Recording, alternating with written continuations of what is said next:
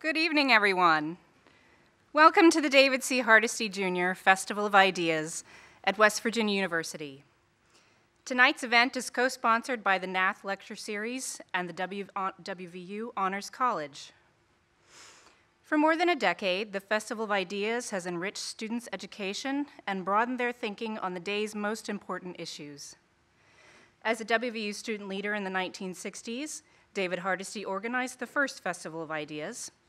Nearly 30 years later, he returned to his alma mater as its university president, and in 1997, relaunched the festival as an annual event, drawing renowned speakers to campus every year.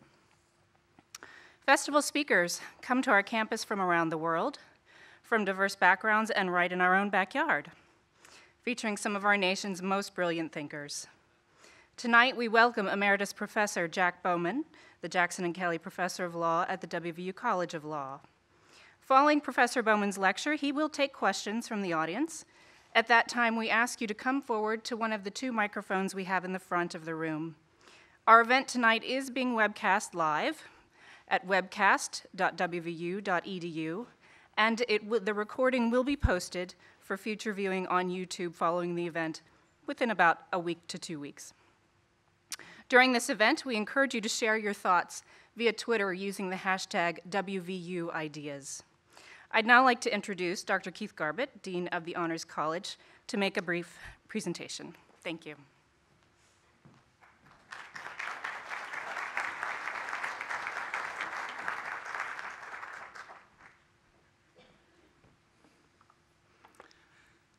I would like to welcome you to the 2013 Nath Lecture. Each year, the Honors College presents a Nath Lecture. This lecture is supported by an endowment from Drs. Joginder and Charlotte Nath. Drs. Nath, could you stand, please?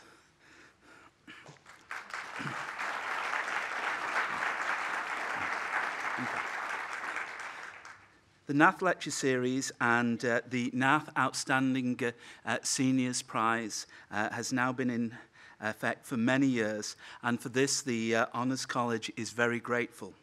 Dr. Joginder Nath received his PhD in genetics from the University of Wisconsin-Madison. After coming to West Virginia University in 1966 as an assistant professor of genetics, he was promoted to professor of genetics in 1972 and named chair of genetics and developmental biology in 1972. And he remained in that position until his retirement. Dr. Nath has numerous papers in refereed journals and over the years has presented at national and international conferences in the field of genetics. 45 students have received their doctoral degrees under the direction of Dr. Nath. Dr. Charlotte Reese Nath received her bachelor's degree in nursing from West Virginia Wesleyan University, a master's degree in nursing from West Virginia University, as well as a doctorate of education in curriculum and instruction. She served as a staff nurse at the WVU Hospital, community health nurse for the West Virginia Department of Health, family nurse clinician, clinical nurse specialist in the Department of Family Practice at West Virginia University Medical Center, and she served as a professor in the Department of Family Medicine until this past July, when she also entered retirement. She still serves as a consultant for health literacy throughout the state and remains a certified diabetes educator, and in this capacity provides an invaluable community service. Both WVU and the Honors College are indebted to the Naths for their service and for initiating this lecture series. I would like at this point also to recognize this year's winners of the Nath Outstanding Senior and the Johnny Williams Outstanding Teacher and the Outstanding Advisor in Honors. These individuals were recognized earlier at a smaller ceremony, but I would just like them to stand now when I read their names. This year we have two Nath Outstanding Seniors. They are Jessica Carr and Tanya Ahmed.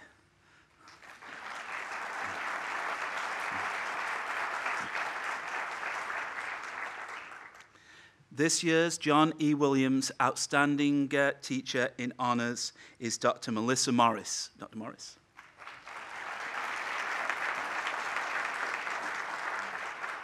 And this year's Outstanding Advisor in Honors is Dr. Randy Briner. Randy.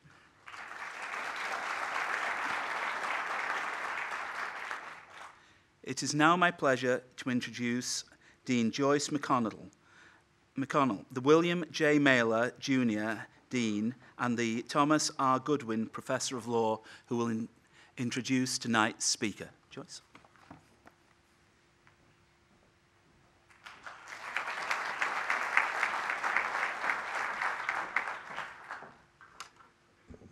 Good evening, everyone.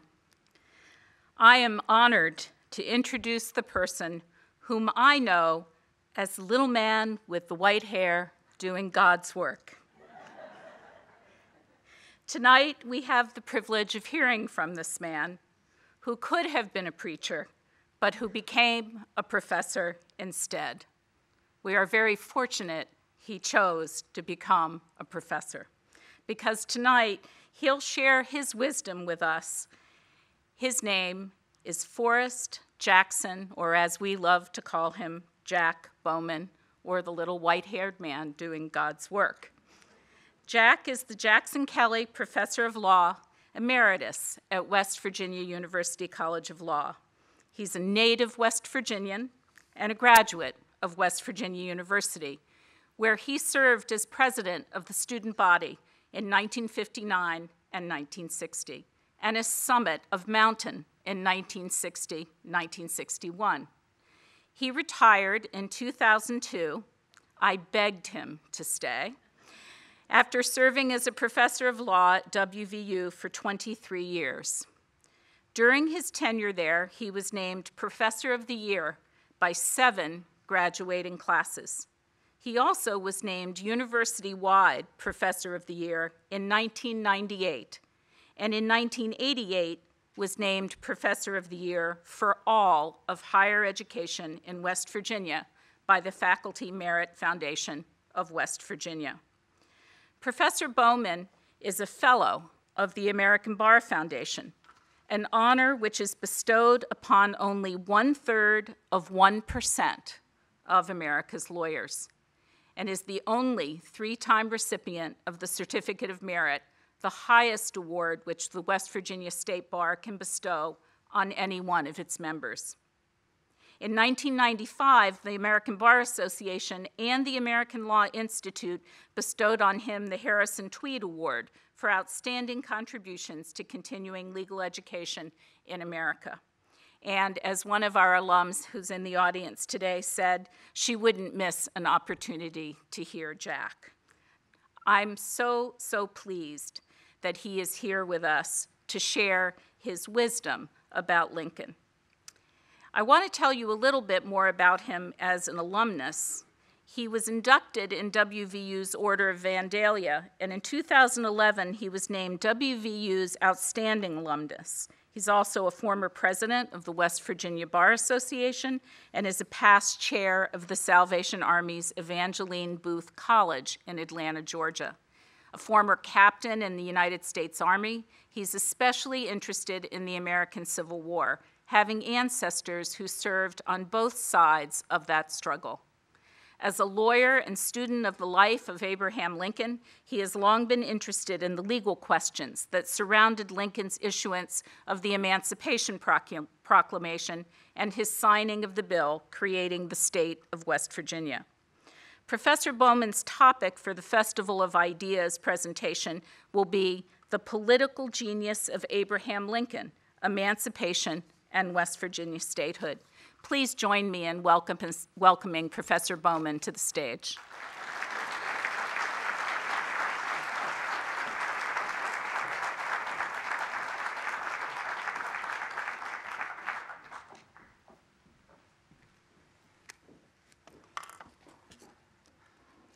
Dean McConnell, ladies and gentlemen, to be standing here in the very heart of my university, in the presence of my family and a multitude of my friends, as a speaker at the Nath Lecture of the David C. Hardesty Jr. Festival of Ideas, is for me an unimaginable honor.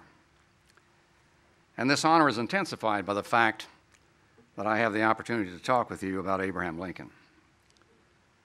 Some of my so-called friends, and a number of folks who are not my friends, insist that my interest in Abraham Lincoln stems from the fact that Lincoln and I grew up together, that we are contemporaries.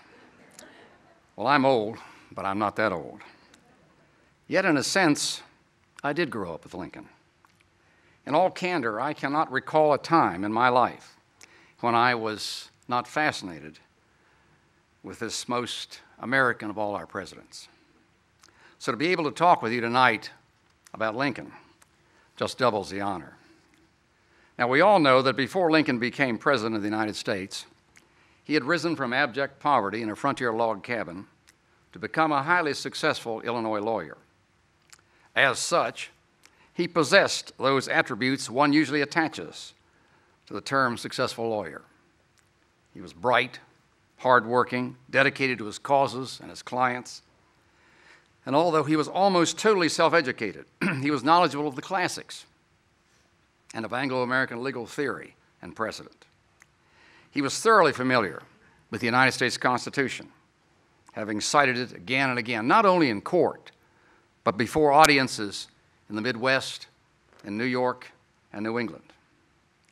Thus, when 150 years ago this month, he signed the Emancipation Proclamation and the bill creating the state of West Virginia, he had called upon all his skills, legal and otherwise, to thread his way through the thicket of confusion and conflicting opinions that would tax any decision maker.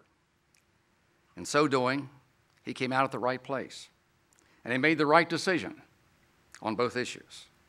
And in the process, he changed the whole nature of the struggle that was the Civil War. I believe that these two events, emancipation and the West Virginia statehood bill, were related in their political and historic significance. And I believe further that the same sound legal reasoning and the same sense of political legitimacy and fairness led him to sign both documents on that New Year's Day of 1863. But you must bear in mind that neither decision was easy or, seen from the front side, inevitable. Both carried grave political risks. Both required a deep sense of fairness. And making both decisions, let's be candid, took a great deal of guts. West Virginia was one of 3 states admitted to the Union during the Civil War. Kansas came in January 1861, and Nevada in October 1864. The admissions of Kansas and Nevada to the Union followed the usual constitutional process and drew little attention. But West Virginia's story is unique. In the 1860s, the people who lived in what is now West Virginia were very different from those who lived east of the Alleghenies in the Old Dominion. They had, for the most part, not come over the mountains from East Virginia. Rather, the settlers of what is now West Virginia had drifted down the Ohio River from Pennsylvania, Maryland, and New York. They did not own slaves and were, for the most part, out of touch or sympathy with the people of East Virginia. They were not highly educated people as a rule, nor were they people of wealth, but mostly they were simply trying to make a better life for themselves. In 1860, there were 490,000 slaves in East Virginia, approximately 30% of the population of that area. In what became West Virginia, there were only 18,500 slaves, making up 4% of the total population. And this figure itself is somewhat misleading, because most of the slaves in what is now West Virginia lived in the Eastern Panhandle. And as we shall see, the inclusion of the Eastern Panhandle in the new state was a practical decision, not one based on any community of interest between the Eastern Panhandle and the Trans-Allegheny. Few of the folks who lived here belonged to the Church of England, the established church of colonial East Virginia. They were mostly Baptists or Methodists in religion. They had small physical contact with East Virginia. It took 7 days to go from Cabell County on the Ohio River to the state capital at Richmond. In many cases, it was simply easier to go down the the Mississippi River to New Orleans and to travel overland to Richmond. The Westerners felt, and with good reason, that they had been ill-treated by their government. One of their main gripes was representation in the Virginia General Assembly. The basis for representation was population. Slaves were counted in determining an area's population, but could not vote. Western Virginia had few slaves and consequently few seats in the Virginia Assembly. Eastern Virginia, with as many slaves, had the bulk of the seats. But although slaves were counted in determining an area's population, the Virginia Constitution provided that no slave under the age of 12 was subject to taxation, and no slave over the age of 12 could be assessed at more than $300, although a healthy slave of almost any age generally sold for many times that amount. Meanwhile, every sheep, cow, goat, and mule in Western Virginia was assessed at full value. So while the farmers of Western Virginia were taxed on all their property, the Eastern planter, whose wealth consisted principally of slaves, was exempted from bearing a fair and equitable proportion of the burdens of government.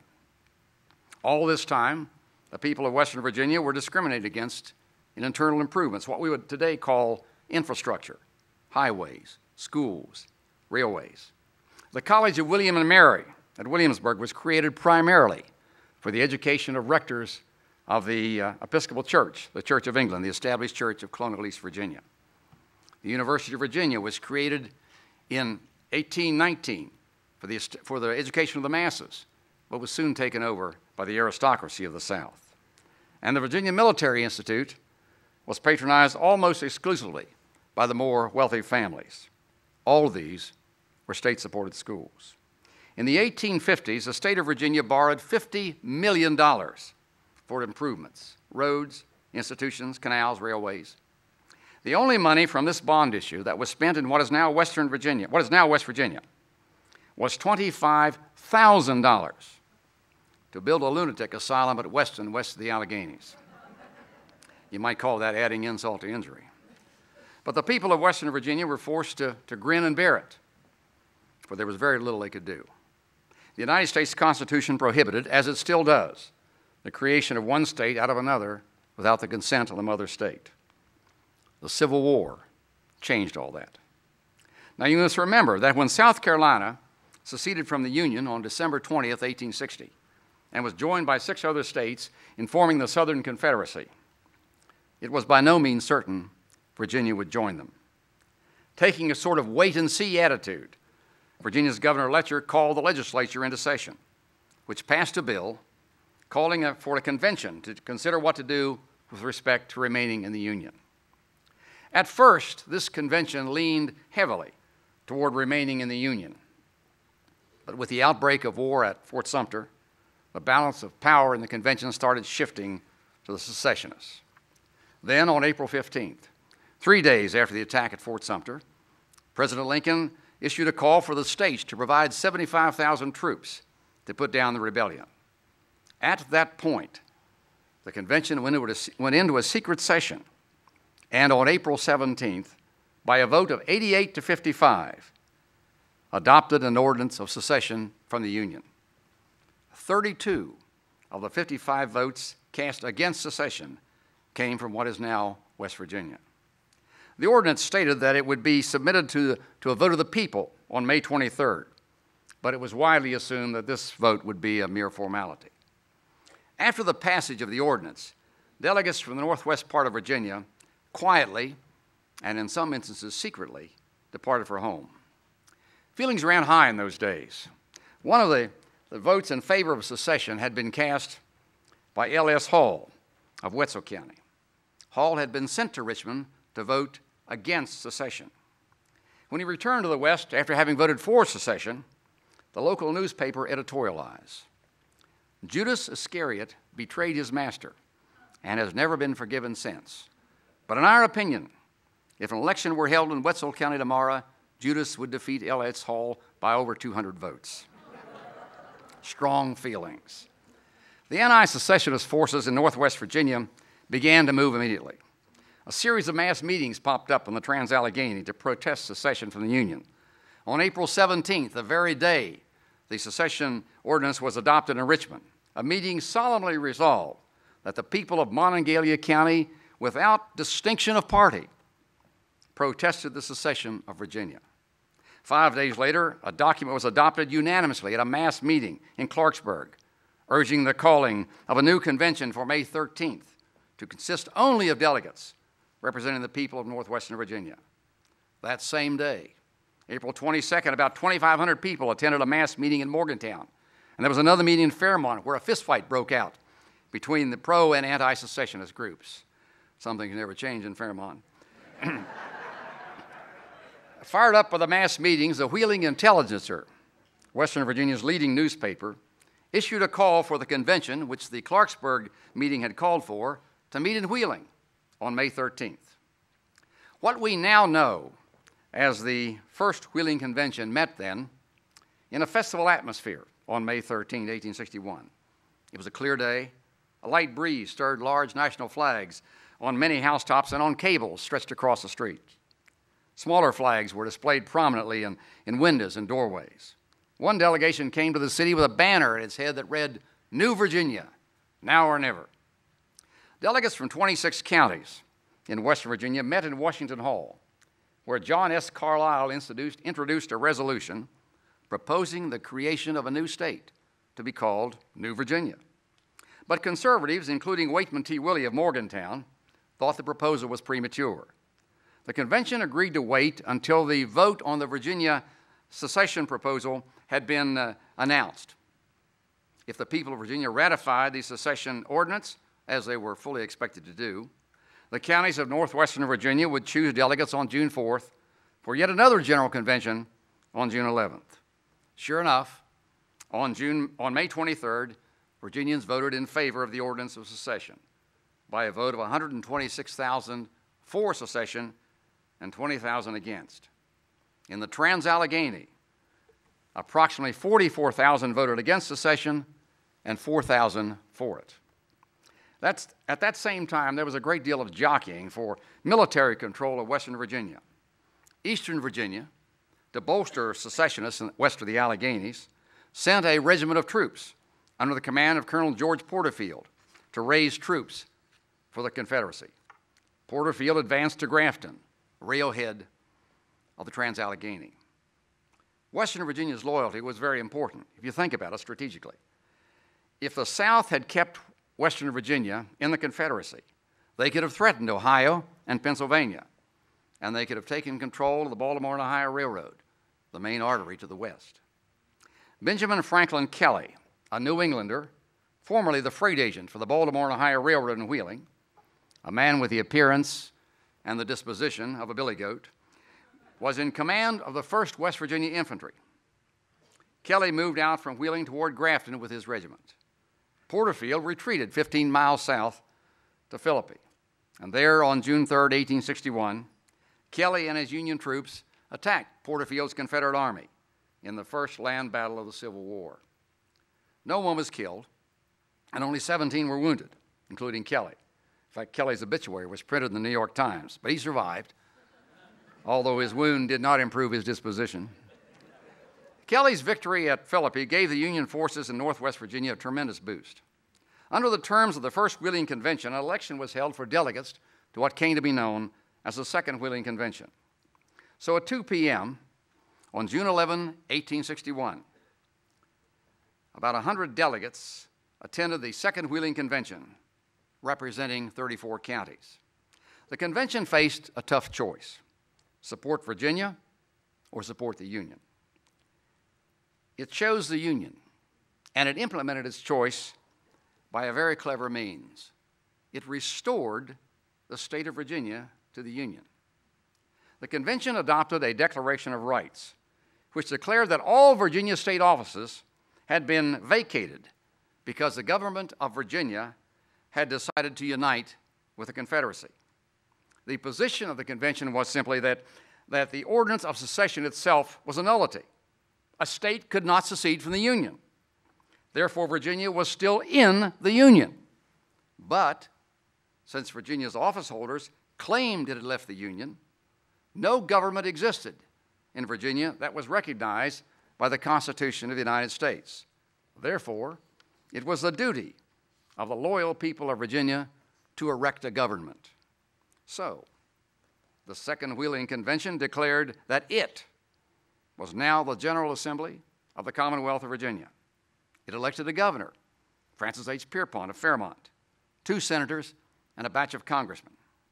Pierpont then wired President Lincoln, signing the telegram as Governor of Virginia, and offered to raise troops for the Union. The 2 senators and 3 congressmen left for Washington to claim their seats in the Congress. Lincoln, who had been kept up to date with what was happening in Wheeling, and who was happy to get fighting men from anywhere, accepted the offer of troops in a telegram addressed to Francis H. Pierpont, Governor of Virginia. Lincoln instructed Congress that, quote, "These loyal citizens, this government is bound to recognize and protect as being Virginia," quote. Meanwhile, when the congressional delegation, which had been elected in Wheeling, Loyal Virginians, they called themselves, presented themselves to Congress, the other members of the House and Senate looked around, saw no one else claiming the seats of Virginia. The Loyal Virginians' credentials looked good, so they were seated. And Virginia, or a state claiming to be Virginia, was back in the Union with a recognition of 2 of the 3 branches of the federal government. Meanwhile, back in Wheeling, the restored government of Virginia was having a difficult time. Governor Pierpont's office had no furniture or money. He had only a pen, a bottle of ink, and a quire of paper. A quire is 1/20th of a ream, or 25 sheets of paper. Pierpont sent for Peter G. Van Winkle, a wealthy Parkersburg lawyer, and the 2 of them went to Wheeling's Merchants and Mechanics Bank. There they asked the cashier to send for the cashier of the Northwestern Bank of Virginia. With the 4 men together in the closed room, Pierpont explained the new state's need for money, and he minced no words. He asked the bankers to lend the state $10,000, $5,000 from each bank. If our government succeeds, he said, you'll get your money back in 60 or 90 days. If it goes down, your money isn't worth a cent anyway. This was language that even today's bankers would understand. Pierpont and Van Winkle left the room with the money. Now came the constitutional sleight of hand. Those people in Western Virginia who wanted to form a new state out of the western counties went to the General Assembly of the restored or loyal government of Virginia, residing in Wheeling, and requested consent of that body to form a new state out of the western part of the parent state. The loyal legislature, after some lively debate, approved. So, technically, the state of Virginia gave the constitutionally required permission for its western counties to form a new state. In November 1861, after the West had been cleared of rebel forces, the Constitutional Convention for the new state met in Wheeling. This convention had been called by the Second Wheeling Convention and put to a vote of the people. Do you want to have a new state or not? A new state to be called, by the way, Kanawha. The election results were 18,408 in favor of a new state and 781 against. The convention faced a number of stormy problems. First, they had to define the limits of the new state. They agreed to cross the Alleghenies and include 5 counties from the upper end of the Shenandoah Valley in order to protect the Baltimore and Ohio Railroad. Now remember, when this planning was being done, it looked as if Virginia and the Confederacy might make a going thing of secession. So the delegates reasoned that if Virginia was to be in a foreign country, the North wanted the Baltimore and Ohio Railroad to be wholly within friendly territory. Therefore, the new state was going to include those counties through which the Baltimore and Ohio Railroad passed, along with the counties adjacent, which were necessary to tie the B&O to the new state. I might add, incidentally, that this is how I, a native of Grant County, happened to grow up a West Virginian and not a Virginian. There were altogether 29 counties in the new state, the state of Kanawha. 5 more counties, Pocahontas, Greenbrier, Monroe, Mercer, and McDowell, all along the eastern border of the state, were added through the efforts of one man, Delegate James Henry Brown of Charleston.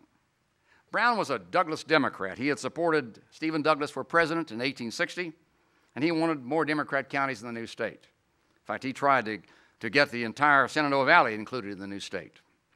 Finally, he cut the number of additional counties to the 5 I just mentioned, plus 2 more, Wise and Buchanan counties, which stuck out beneath one another underneath the new state like a handle or a tail.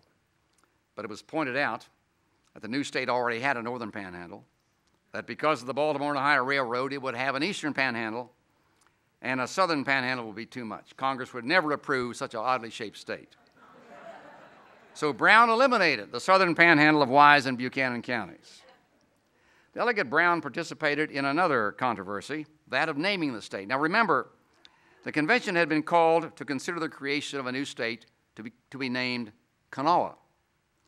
Brown supported this idea, pointing out that states as Kentucky, Tennessee, Illinois, Missouri, Kansas, Arkansas, and Mississippi were all named after their principal rivers. An argument against Kanawha was made by Wakeman T. Willie of Morgantown, who said no one knew how to spell or pronounce it. Being from a county with the name Monongalia, he knew what he was talking about. There was still another objection. There was a Kanawha County, a Kanawha River, and a post office of Kanawha Courthouse. There'd be confusion. Brown pointed out there was a New York State, New York County, New York City, no confusion there. Then Delegate Harmon Sensel, a mechanic from Taylor County, came forth with an eloquent speech in which he pleaded for the name West Virginia. He said the name West Virginia reminded him, he said, of the Virgin Queen, Elizabeth of England, and of the Virgin Mary. Well, this was too much for Brown. He responded that the virginity of Elizabeth was not necessarily above question. And matters went to the fistfight phase. Finally, the chair called the roll, and delegates were told to answer by giving the name they favored for the new state. The vote was West Virginia 20, Kanawha 9, Western Virginia 2, and Augusta 1. So West Virginia it was, for better or worse. I, for one, have always thought it was for the worse. A bad choice that leads to confusion even today. Most of you in this room have been told by someone, after hearing that you're from West Virginia, that they have a cousin living in Richmond. The late L.T. Anderson of the Charleston newspapers once opined that Richmond was populated solely by cousins of people who lived elsewhere. Anyway, after having named the new state, the delegates then hammered out a constitution and applied to Congress for admission to the Union as a new state. After much debate, the Senate voted 23-17 to admit the new state. The vote in the House of Representatives was 96-55 in favor of admission. The matter now rested with the President. Lincoln sought the advice of his cabinet and found them divided 3-3, with Seward, Chase, and Stanton, the real powers in the cabinet, in favor of admission, and Wells, Blair, and Attorney General Bates opposed. Lincoln remarked that this merely confirmed what he had always believed about presidential cabinets, that a president's just as well off without one as he is with one. Characteristically, Lincoln refused to be hurried. Shortly before the close of 1862, the three political leaders from the restored government of Virginia called on the president, Senator Wakeman T. Willie, Congressman John G. Blair, and Congressman William O. Brown. Lincoln promised a decision by January 1st. According to an old story, Congressman Blair called the White House on the morning of January 1st, 1863. He found the front door locked, it being quite cold, and security being absolutely non-existent. He crawled through an unlocked window. And when his feet hit the floor, he was confronted by President Lincoln standing before him in his carpet slippers. The president said, "Mr. Blair, I have a New Year's gift for you." It was a signed copy of the bill creating West Virginia. Constitutional scholars will argue till the cows come home whether Lincoln and the Congress, and later the Supreme Court, tortured the Constitution to allow the admission of West Virginia to the Union. But the truth, as I see it, is that our founding fathers here in the Trans-Allegheny managed to pull off a pretty clever maneuver that technically, and after all, the law is all about technicalities, met all the requirements of the United States Constitution for admission of a new state, while at the same time fulfilling both the political and moral necessities that screamed out for the admission of West Virginia to the Union. This really sticks in the craw of those who argue against West Virginia's constitutionality, but in fact it was a brilliant maneuver. that satisfied the Constitution. In fact, I think what really irritates many of West Virginia's detractors about our admission to the Union is that it was just so damnably clever. Moreover, although our detractors never mention this, it was also the fair and moral thing to do. Lincoln himself summed it up best in two statements. He said, "We can scarcely dispense with the aid of West Virginia in this struggle, and much less can we afford to have her against us in the Congress and in the field. Her brave and good men regard her admission to the Union as a matter of life and death.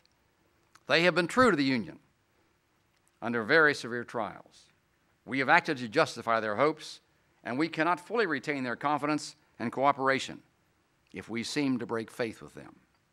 And then he added, "It is said the admission of West Virginia is secession, and tolerated only because it is our secession. Well, if we call it by that name, there is still difference enough between secession against the Constitution and secession in favor of the Constitution. In 1867, a suit was brought by the state of Virginia for return of Jefferson and Berkeley counties on the ground that they were illegally taken into West Virginia since, and get this silly argument, the majority of their voters were in the Confederate Army and couldn't vote. That seems to me hardly a persuasive argument to make to the U.S. Supreme Court 2 years after the end of the Civil War.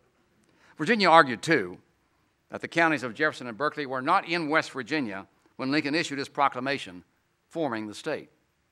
In fact, I have a map, an 1864 map of West Virginia hanging on the wall of my family room that does not include Jefferson and Berkeley counties within the boundaries of the state. However, in 1871, the Supreme Court of the United States ruled in favor of West Virginia, stating that what Congress and the President had done under the circumstances was legal. Thus, it ended any serious doubt about the legality of the creation of the state. By admitting West Virginia to the Union, and in the end, it came down to whether President Lincoln would go along with the admission of the new state, Lincoln was recognizing the contributions of the soldiers and the folks at home here in the mountains had made toward the Union cause. And because Congress had insisted that West Virginia's Constitution include a clause prohibiting slavery, he was also tacitly recognizing that slavery was on its way out and that the war was now a war against slavery. But then he had already made that clear in issuing the Emancipation Proclamation. The Emancipation Proclamation was, as the historian Bruce Catton has described it, one of the strangest and most important state papers ever issued by an American president.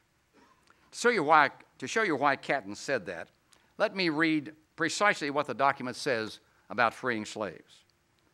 On the first day of January, in the year of our Lord 1863, all persons held as slaves within any state or designated part of a state, the people whereof shall then be in rebellion against the United States, shall be thenceforward and forever free. A couple of years ago, there was an article in USA Today in which the writer listed some of what he called urban myths, which he felt were appropriate for Black History Month. His myth number one was Abraham Lincoln freed the slaves. The writer said, the Emancipation Proclamation, which took effect on January 1st, 1863, didn't free a single slave that Lincoln was in a position to set free. It ordered the release of slaves in any state or designated part of a state that was in rebellion against the federal government. The areas covered by Lincoln's historic order were under the control of the Confederate Army, a fact that made the Emancipation Proclamation virtually unenforceable. Even worse, Lincoln exempted from his order slaves held in parts of the South that were under the control of the Union Army. He excluded the 48 counties of Virginia that would later become West Virginia. His order also left enslaved blacks in New Orleans and 12 Louisiana parishes, as well as slaves in Portsmouth and Norfolk, Virginia. Despite the writer's down-his-nose tone, which seemed to suggest that Lincoln did not want to free any slaves in any territory the Union Army controlled, he was correct. By its very terms, the Emancipation Proclamation did not set free a single slave on the day it was issued. So just what was going on with this momentous document? Well, to say that the Emancipation Proclamation did not free a single slave on the day it was issued, is to miss the two key points that surround the proclamation. First, the proclamation had enormous political impact at home and abroad, which in turn had a huge effect on the outcome of the war. In fact, you can make the argument that the Emancipation Proclamation actually assured the ultimate victory of the Union cause. Second, a great many slaves were freed, ultimately, by the proclamation as the Union Army took control of more and more territory that had been held by the Confederate States of America on January 1st, 1863. To begin, however, let's dismiss the idea that Lincoln was somehow favorably disposed towards slavery, as many who do not understand the Emancipation Proclamation seem to imply. In the spring of 1831, as a young man of 22, off on his first great adventure, Lincoln took a flatboat of goods down the Mississippi to New Orleans. There he saw an auction where a black girl was being sold. After being pinched, trotted up and down, and handled so the buyer could be satisfied she was sound of wind and limb. Lincoln was appalled by that sight, as well as with the notices he saw posted throughout New Orleans for offering human beings for sale in the slave markets of the city. He expressed his distaste for slavery to his companions at that time, and he referred to that experience for the rest of his life. In an 1855 letter to his friend Joshua Speed, he wrote, "In 1831, you and I had together a tedious low-water trip from Louisville to St. Louis. You may remember, as I well do, that from Louisville to the mouth of the Ohio, there were on board 10 or a dozen slaves, shackled together with irons. That sight was a continued torment to me, and I see something like it every time I touch the Ohio or any other slave border." In that same letter, he responded to claims that he was a member of the Know-Nothings, a political party which opposed all immigrants as well as blacks. Lincoln wrote, "I am not a know-nothing, that is certain. How could I be? How can anyone who abhors the oppression of Negroes be in favor of degrading classes of white people?" On August 1st, 1858, he said in language both plain and eloquent, "As I would not be a slave, so I would not be a master." This expresses my idea of democracy. Whatever differs from this, to the extent of the difference, is not democracy. Discussions of the Lincoln-Douglas debates of 1858, which took place when Lincoln was running against U.S. Senator Stephen Douglas for the United States Senate, usually overlook the fact that these debates were, for the most part, about race. Lincoln's position during those debates brings into sharp focus his beliefs about slavery and racial equality. Douglas wanted desperately to be president of the United States, but he could not be elected president if he could not get himself reelected to the Senate in 1858. How could Douglas defeat Lincoln and get himself reelected? There was one surefire issue: race. Whereas issues about slavery divided Democrats, issues about race unified them. And with a racist attack, one could do terrible damage to a Republican in a state like Illinois. At every forum, as Doris Kearns Goodwin notes in her magnificent book, Team of Rivals, Douglas missed no opportunity to portray Lincoln as a Negro-loving agitator bent on debasing white society. Time and again in the debates, Douglas insisted, to laughter and cheers from the crowd, that Lincoln did, and he, Douglas, did not think the Negro was his brother, and that, Douglas insisted, was the difference between them. In fact, there is no record of Abraham Lincoln ever expressing himself in any favorable way with regard to slavery. As Doris Kearns Goodwin puts it, armies of scholars meticulously investigating every aspect of his life have failed to find a single act of racial bigotry on his part. Even if you want to judge him by 21st century standards and ideals, which is unfair, Lincoln was never favorably disposed towards slavery. But he made it clear, once he had been elected president, that his task as president was to save the Union, not to destroy slavery. In a famous letter to Horace Greeley, the gadfly editor of the New York Tribune, Lincoln wrote, "My paramount object in this struggle is to save the Union, and is not either to save or destroy slavery. If I could save the Union without freeing any slave, I would do it. And if I could save it by freeing all the slaves, I would do it. And if I could save it by freeing some and leaving others alone, I would also do that. By the late summer of 1862, however, Lincoln had concluded, for reasons I'll explain in a moment, that it was time to take the final step to proclaim freedom for the slaves. But he was faced with the fact that as the president, he did not have the legal authority to issue a proclamation freeing slaves. That would be an interference with the right of property. And slaves, of course, as repugnant as we find the idea today, were a species of property. The president, as powerful as he was, could not interfere with the rights of the citizens of the United States. That was the law of the land, period. So when the war began, both Lincoln and the Congress said explicitly, as Lincoln later told Horace Greeley, that the only object of the war was to bring the seceded states back into the Union. The domestic institutions of those states, meaning slavery, were not to be touched. The trouble was that by the late summer of 1862, the war was not being won. Indeed, it was quite likely that it was going to be lost. Union armies were stalled in the West. And the attempt to open the Mississippi at Vicksburg was going nowhere, and a strong Confederate army was moving into Kentucky. In the East, things were, if anything, worse. The great drive to take Richmond, known as the Peninsula Campaign, had ended with the pathetic General George McClellan being shoved back down the James River to Harrison's Landing by a much smaller rebel army. And then there had been another defeat at Second Bull Run. And now, in the late summer of 1862, Robert E. Lee was at the Potomac, preparing to invade the North. England and France appeared to be on the verge of recognizing the Confederacy, and that would very likely have ensured its independence. In manpower, in money, in manufacturing resources, the North had an immense advantage. But the advantage was not being used effectively. The hard, driving spirit that would lead to victory seemed to be gone.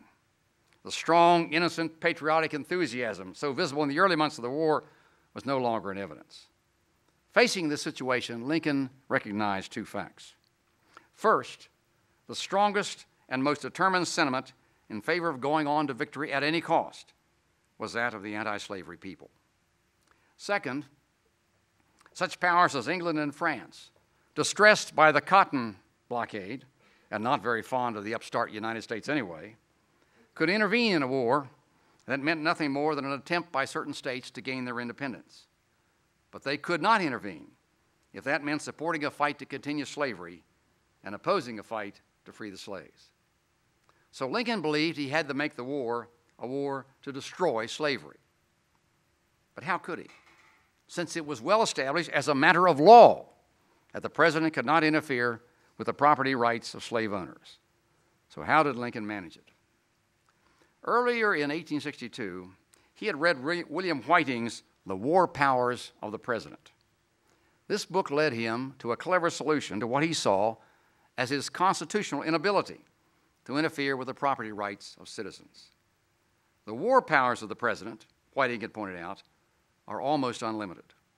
As Commander-in-Chief of the Army and Navy, subject to ratification by Congress, the president can do just about anything he needs to do to win the war. Lincoln concluded then that he could proclaim freedom for the slaves as a war measure. In fact, the very language of the proclamation on this point is, "This act, sincerely believed to be an act of justice, warranted by the Constitution upon military necessity."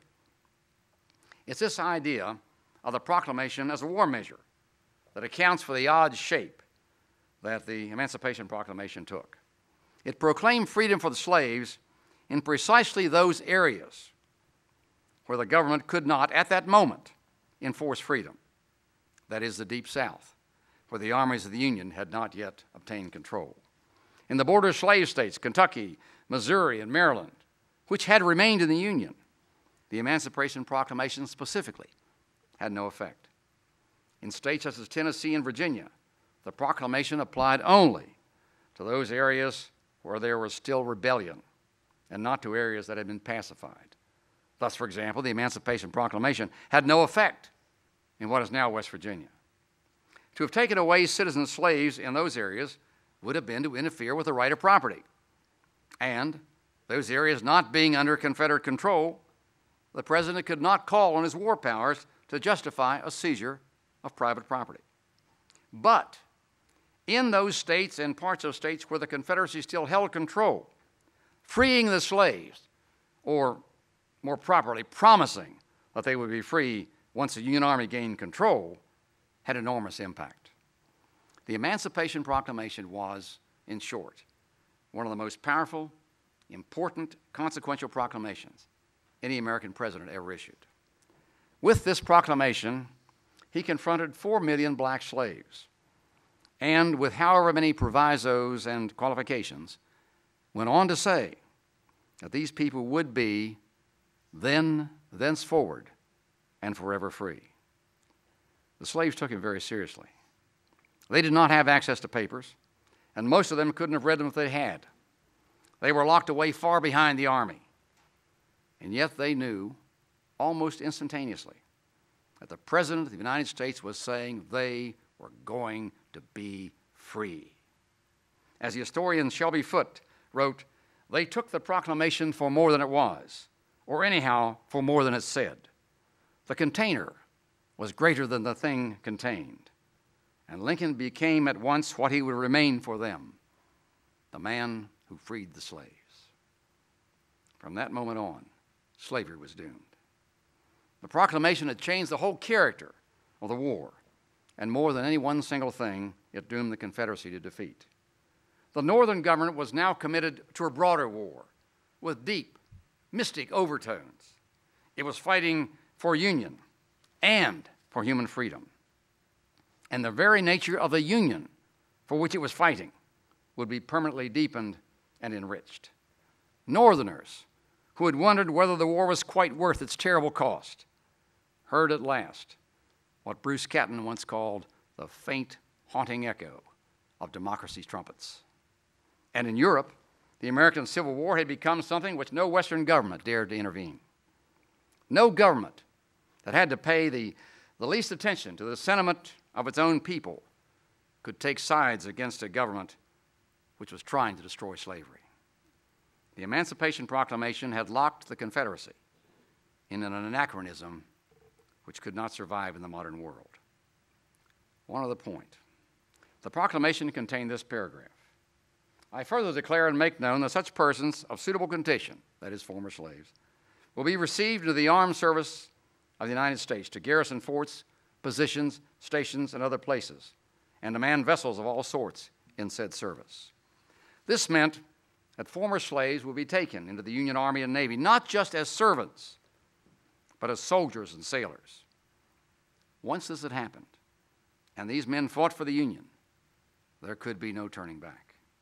General William Tecumseh Sherman, who was far from being an abolitionist, remarked in 1863, quote, "The whole army of the United States could not restore the institution of slavery in the South. They can't get back their slaves any more than they can get back their dead grandfathers. It is dead," quote. And Sherman was quite right. From a purely military perspective, stating that slaves freed by the proclamation would be received into the military service was the most significant element of the proclamation. Ultimately, it would bring 180,000 African Americans into the ranks. Black troops would provide roughly 9% of the 2 million Union Army enlistments, and their actual contributions were significantly greater since those enlistments were concentrated in the last 2 years of the war, when the total strength of Union armies was between 700,000 and 1 million men. Something else about the proclamation was quite radical. It enjoined blacks freed by the act to, quote, "abstain from all violence, unless in necessary self-defense," quote. This was intended to mollify those in the North, as well as in England and France, who feared that general emancipation would be a signal for slave uprising. But by suggesting that blacks could use violence for self-defense, the proclamation had attacked the fundamental principle of plantation law and discipline, which not only forbade a slave to resist punishment or even abuse by a legal master, but also prohibited an appeal to either the civil or the criminal court. By conferring the right of self-defense on the slave, Lincoln had negated the fundamental law of slavery. It's true, then, that the Emancipation Proclamation did not free a single slave on the day it was issued, but it drove the final nail into the coffin of the institution of slavery. It led directly to the 13th Amendment to the United States Constitution and the total elimination of human slavery in the United States. But understand this, the 13th Amendment was still necessary. If you saw the magnificent movie Lincoln, you saw how important the president thought the amendment was. You see, since the Emancipation Proclamation was an act by the president, made possible by his war powers, once he no longer needed those war powers, once the war was over, the proclamation had no effect. So without the 13th Amendment, those slaves who were in areas like West Virginia, where slavery was not abolished by the proclamation, would still be in bondage. And as I've explained earlier, the president had no power to take away property from anyone himself, except by utilizing his war powers. So the 13th Amendment was absolutely essential to free slaves in those exempt areas. Abraham Lincoln, described by Elton Trueblood as the theologian of American anguish, was also a very savvy prairie politician. In issuing the Emancipation Proclamation and in signing the bill creating the state of West Virginia, both his savvy political instincts and his deep sense of humanity came into play. Free people everywhere are still in his debt. Thank you.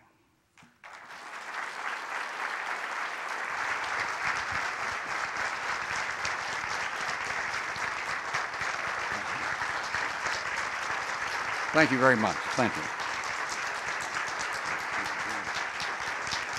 Thank you.